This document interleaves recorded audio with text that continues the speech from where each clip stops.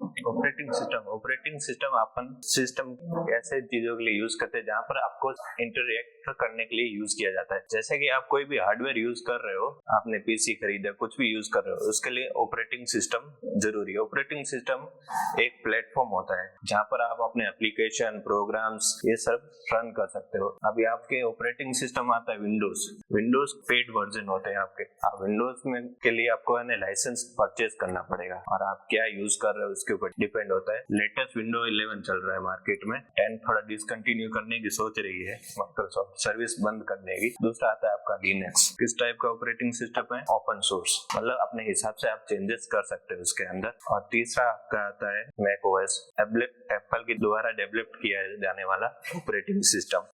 आप programming operating system के अंदर कोई भी प्रोग्राम एग्जीक्यूट कर सकते हैं, पर इसके लिए आप उस ऑपरेटिंग सिस्टम में उसकी लाइब्रेरी अवेलेबल होनी चाहिए। बिना सी टर्बो के आप C++ या C नहीं चला सकते, ना जावा के। दूसरा इनपुट आउटपुट, आप जब भी कोई भी आदेश या निर्देश देते हैं कंप्यूटर में तो कीबोर्ड माउस के द्वारा दिए जाते हैं। विदाउट कीबोर्ड माउस के आप उनको आदेश नहीं दे सकते कि ना ये चीज परफॉर्म करनी है। और कंप्यूटर जब तक आप उसको कुछ इंस्ट्रक्शन नहीं देंगे तब तक कुछ परफॉर्म नहीं करेगा। दूसरा है फाइल मैनेजमेंट ये सिस्टम है जहाँ पर आपके files create, delete, update, modify कब किया है उसके हिसाब से बनती है। फोल्डर्स भी बनते हैं, पर आपको कोई भी फोल्डर का है ना पहचानना कि किस टाइप का है तो आप उसका एक्सटेंशन के द्वारा ही पहचान सकते हो। जैसे कि कोई भी फाइल का नाम दिया आपने, पीछे आपने exe लगा दिया तो एग्जीक्यूटेबल फाइल हो गई, और इस सेम फोल्डर के नेम पर आपने dx लिखा तो डॉक्यूमेंट, ppt लिखा तो पावर पॉइंट। और रिसोर्स एलोकेशन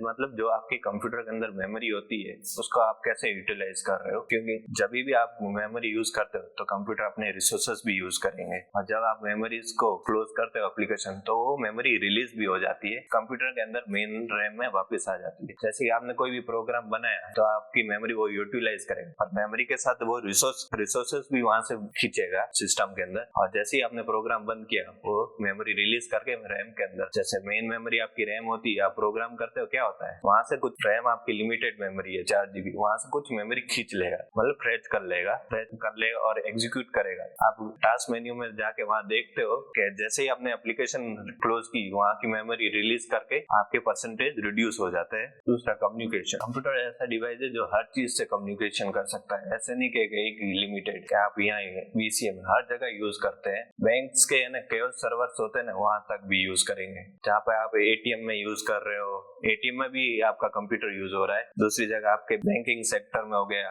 बैंक में सर्वर हो गए, ऑटोमेटिक OTP जनरेट कर रहे हैं, कंप्यूटर ही कर रहे हैं, मनुष्य तो कर नहीं सकते। दूसरा आपकी आती है सिक्योरिटी मतलब जो चीज बनी है उसकी सेफ्टी कैसे रखी जाए। अभी जो भी ऑपरेटिंग सिस्टम यूज कर रहे हो आप उसमें सिक्योरिटी नंबर की नहीं हो तो वो ऑपरेटिंग सिस्टम किस काम का। जैसे लिनक्स को बोलते हैं कि हैक नहीं हो सकता, कई बात तक सच बोलते कि हैक नहीं हो सकता, पर करने वाले कर ही लेते हैं। एप्पल में बोलते ही है ना आईफोन में, और हर साल टूर्नामेंट भी होता है इसका कि एप्पल का कोई भी प्रोडक्ट हैक नहीं हो सकता ये।